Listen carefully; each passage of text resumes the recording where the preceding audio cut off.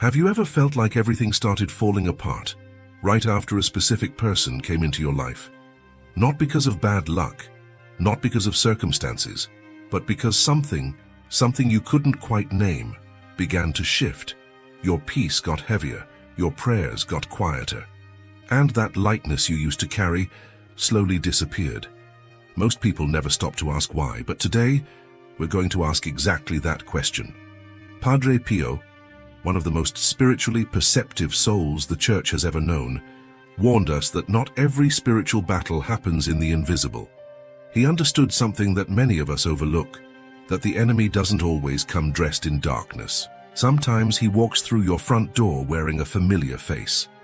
Today we're going to look at 3 signs, clear, deep, and often ignored, that you may be dealing with what Padre Pio's teachings help us recognize as a human demon. Not a monster, not someone to be feared or condemned, but someone whose presence, whether they realize it or not, is pulling you away from God, from peace, and from yourself. Pay close attention to the 3rd sign. It's the one almost no one notices, until it's already done its damage. Before we go any further, if you believe in the power of spiritual discernment, write in the comments right now, "Lord, open my spiritual eyes." That's not just words. That's a posture, a choice to see clearly. Because when you begin to see, you begin to protect yourself. Stay with me until the end. What you're about to hear might be exactly what your soul has needed to understand for a long time. And if this is already speaking to something inside you, leave a like. It helps this message reach someone else who needs it just as much as you do. Now, before we dive into the 3 signs, I want to share something with you.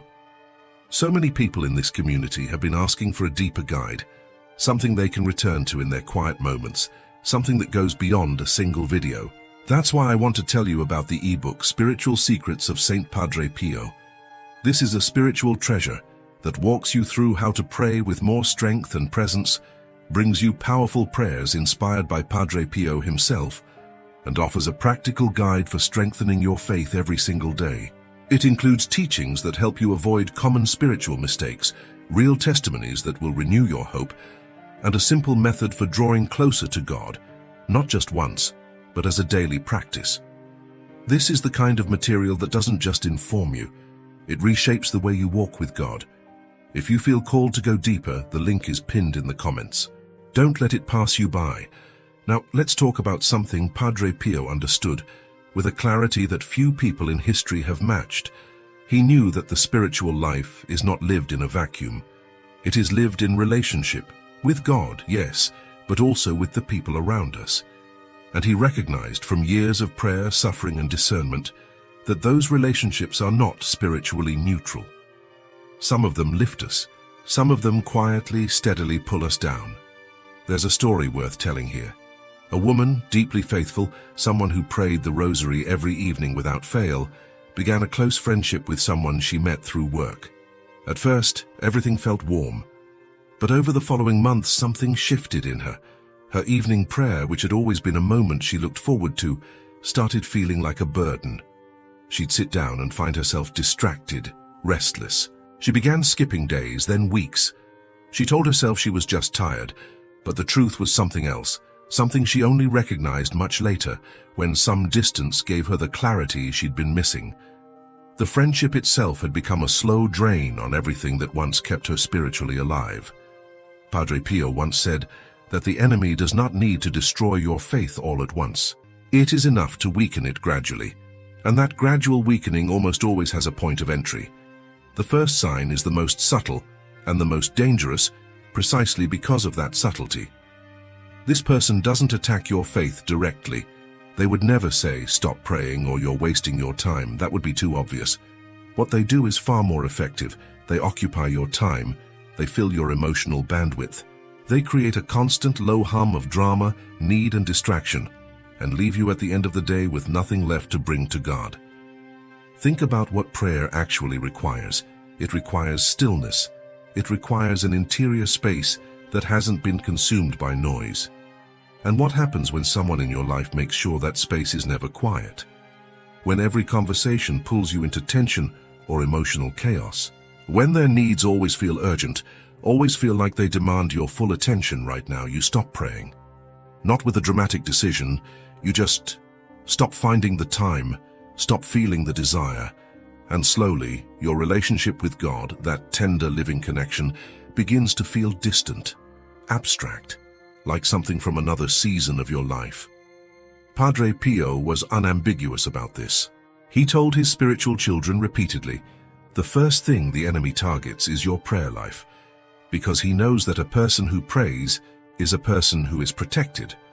A person who no longer prays is a person who is exposed. So, here is the question worth sitting with honestly. After spending time with this person, after a long conversation, a visit, even just an exchange of messages, do you feel more drawn to prayer or less? Does something in you feel more open toward God or more closed off? That shift is not random, that is a sign. The second sign lives right in the middle of your emotional life, where things already feel complicated and hard to read. This person generates constant emotional confusion. Nothing with them is ever settled. Nothing is ever light. One day they're warm and present, the next they're cold, distant, critical, and you find yourself replaying conversations, trying to figure out what you did wrong, adjusting yourself to keep the peace. And that process, that ongoing effort to manage their unpredictability, does something to you over time. It erodes your inner stability. It makes you doubt yourself. God steals the groundedness that your spiritual life depends on. Here is something the Apostle Paul understood deeply and that Padre Pio lived by. God is not a God of confusion, but of peace. That's not just a poetic idea. It's a diagnostic tool. When you consistently leave an interaction feeling more anxious, more uncertain about yourself, that disorientation is telling you something. Now, I want to be careful here, because what we're talking about is not about judging another person's soul. Padre Pio himself, who faced profound misunderstanding and even persecution throughout his life, never responded to difficult people with contempt. He responded with discernment and with prayer. He recognized that sometimes a person is not acting from conscious malice. Sometimes they are spiritually disordered, wounded in ways they haven't addressed, carrying things they haven't surrendered to God, and that disorder bleeds into every relationship around them. But here is what matters for you. The origin of the confusion does not change its effect on your soul. Whether someone is draining your peace intentionally or unknowingly, the result is the same. And you are allowed, in fact you are called, to take that seriously. Ask yourself, is there a relationship in your life where you are always the one absorbing, always the one adjusting, always the one holding the emotional weight together? Where your peace, your spiritual well-being consistently takes the last seat, that is not the love Christ modeled, and recognizing that is not judgment. It is clarity. Stop. Before the third sign, I need you to really be present for this one, because everything shifts here. The third sign is not something you see, it's something you feel, and that's exactly why it goes unnoticed for so long. After being with this person, after a visit, a phone call, even a prolonged exchange of messages, you feel spiritually drained. Not tired in the ordinary sense, something deeper, something that doesn't quite recover with rest. Your soul feels heavy in a way you can't fully explain. That quiet inner light that usually guides you feels dimmer, and the distance from God that follows, it lingers. The most unsettling part. You may not immediately connect that feeling to the specific interaction. It just arrives like a fog, a heaviness without a clear source, and so you carry it, without knowing where it came from or how to put it down. Padre Pio, who carried the gift of the discernment of spirits throughout his entire priestly life, spoke about this kind of spiritual weight with great seriousness. He understood, from lived experience, not theory, that there are people who carry a spiritual disorder so deep that it affects the atmosphere around them.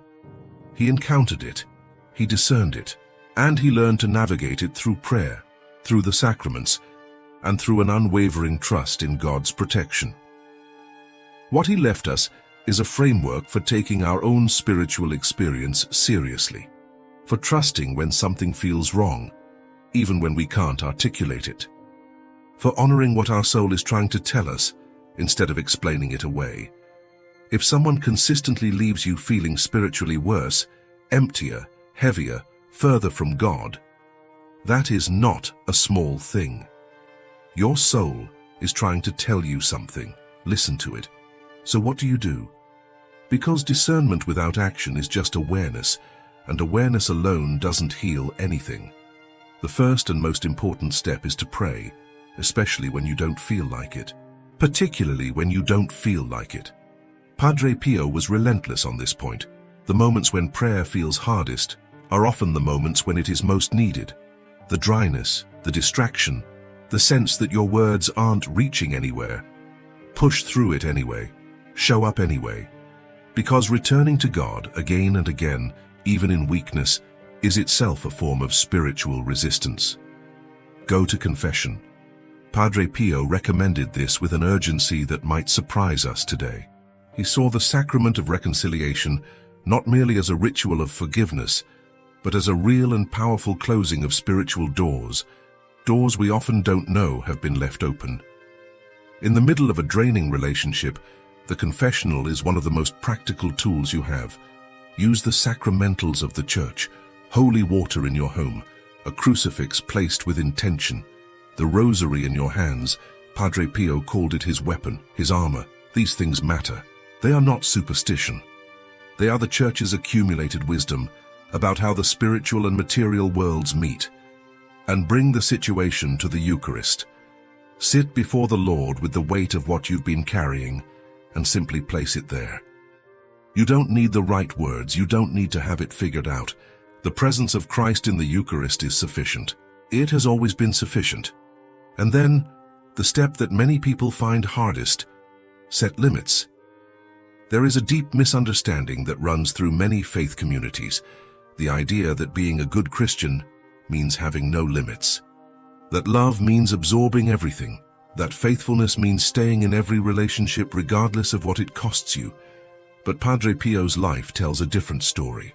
He was known for being able to refuse certain penitence when he discerned that the encounter would cause harm. He understood that not every presence deserves unlimited access to your interior life. Setting a limit is not a failure of charity. It is an act of stewardship. A recognition that the peace God placed in you is something worth protecting, not something to be surrendered to whoever demands it most loudly. Padre Pio put it plainly. Keep away from evil, even when it comes disguised. That word, disguised, is the one to hold on to. Because the things that drain us don't usually look threatening. They look familiar. They look like need. They look like connection. They can even look like love. Discernment means being honest about what we actually see, not just what we want to see. This community exists because we believe that Padre Pio's teachings are not relics of the past. They are living wisdom for right now, for the real struggles you are carrying today. If these videos have been a source of strength for you, I want to ask something simple and meaningful. Leave a like, share this video with someone who needs to hear it, and consider becoming a member of this channel. When you become a member, you're joining a community of people who take their faith seriously, who choose to walk with discernment and with hope.